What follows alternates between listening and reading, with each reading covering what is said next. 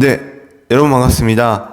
리논 컨설팅 대표 김영진입니다. 자, 이번에는 지원 자격과 이제 사유서와 관련해서 제가 이제 깔끔하게 정리를 해드리고자 영상을 찍게 되었습니다.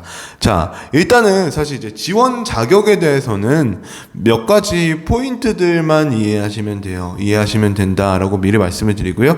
그래서 이제 지원 자격과 사유서에 대해서 그냥 깔끔하게 이제 전달해 드리도록 하겠습니다. 자, 일단 첫 번째 지원 자격에 대해서는 이제 공식적으로 대학교에서 입시 요강 문서에서는 이렇게 써 있습니다. 학기 개시일부터 재학이라고 해서 다음 학년도 동일학기 개시일 전일까지를 한기 학년이라고 함이라고 했습니다. 자, 이게 무슨 말이냐면 3월 1일에 개학을 했어요. 그리고 2월 28일까지 어쨌든 이제 그 다음 학기 2학기가 끝나죠. 그러면 2월 28일까지에 대해서 이제 문제가 없으면 그게 이제 바로 여러분들의 재학 중, 즉 1개 학년이라는 거예요. 여러분들이 그때까지 이제 계속 학교를 다니고 있다라고 하면 1개 학년이라고 하는 거고, 그걸 못 채웠으면 당연히 1개 학년이 아니겠죠. 그리고 또한 이제 학기 개시 이후 편입을 할 경우에는 편입하기로부터 1년입니다. 그래서 이제 예를 들어서 4월 28일에 이제 편입을 했다. 그러면은 다음 연도 4월 28일 이제 그렇게 해서 이제 합격 이제 여러분들이 한다라고 볼 수 있겠고요. 그래서 저희가 이제 왜 스쿨 캘린더나 이런 것들을 제출하라고 하냐면, 그래서 이제 스쿨 캘린더나 이제 재학 증명서, 성적 증명서에 연, 월, 일을 명시하게 되어 있습니다. 그래서 이제 그걸 보고 이 친구 재학했네. 출입국 사실 증명 보고 이 친구 출입 기록 없네. 재학했네. 라는 것들을 보고 이제 판단을 하게 됩니다. 그래서 당연히 부모님 같은 경우도 마찬가지로 부모님도 이제 그 해외 근무자와 배우자 같은 경우는 3분의 2, 그리고 학생은 4분의 3 이렇게 이상 이제 체류를 해야 되죠. 체류를 해야 되고, 그래서 이제 휴일을 제외하고는 학기 중에는 무조건 체류를 해야 됩니다. 만약에 학기 중에 어딘가에 있었다고 하면 사유서를 제출하거나 문제가 될 수 있습니다. 그래서 그 점 말씀을 드리고요.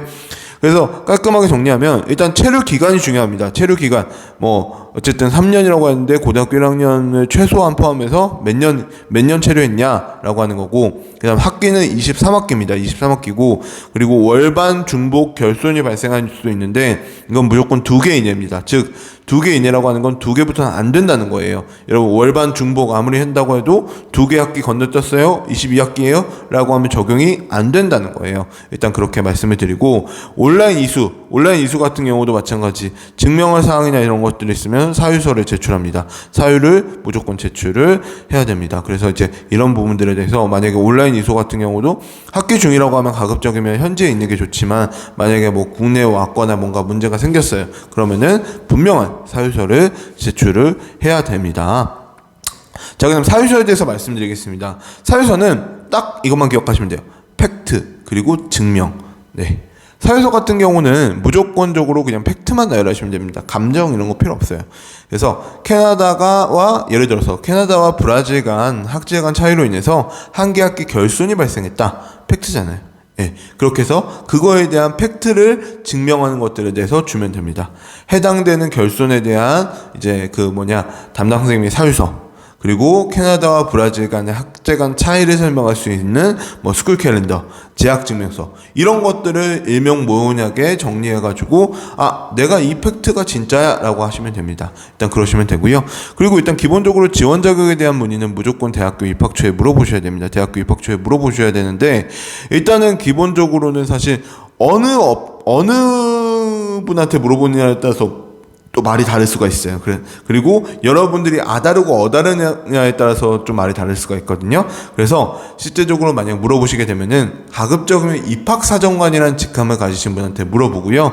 그리고 가급적이면 이제 그런 분들한테 물어보시는 게 좋고, 그 다음 또한 이제 여러분들이 말씀을 하실 때 그냥 당연히 본인이 정당하게 이렇게 해서 문제가 생겨서 빠졌다. 그러면 우리가 필요한 게 뭐냐? 이런 식으로 말씀을 해주시면 사유서나 여러 가지 것들을 안내해 줄 텐데, 내가 이런 부분 어떤 부분 문제가 있었어. 이런 식으로 해서 조금 이제 약간 되게 애매모호하게 말씀을 해주시면은, 그러시면 되게 이분도 애매모호하게 답변을 해드립니다. 그리고 또 이제 아무래도 이제 물어보시는 분들이 공무원이시다 보니까, 공무원이거나 아니면 고용된 직원분들이시다 보니까 당연히 어쨌든 기본적으로 책임을 회피하게 되어 있습니다. 이건 전혀 나쁜 게 아니에요. 전혀 나쁜 게 아니고 저도 마찬가지예요. 저도 마찬가지로 여러분 제가 이렇게 설명하는 건 저 경험입니다. 하지만 자세한 건 개인의 사정은 모르니까 입학처에 물어보세요 라고 말씀하듯이 여러분들도 마찬가지로 어쨌든 이제 그런 분들이 그렇게 하는 것들은 이해를 하셔야 됩니다. 그래서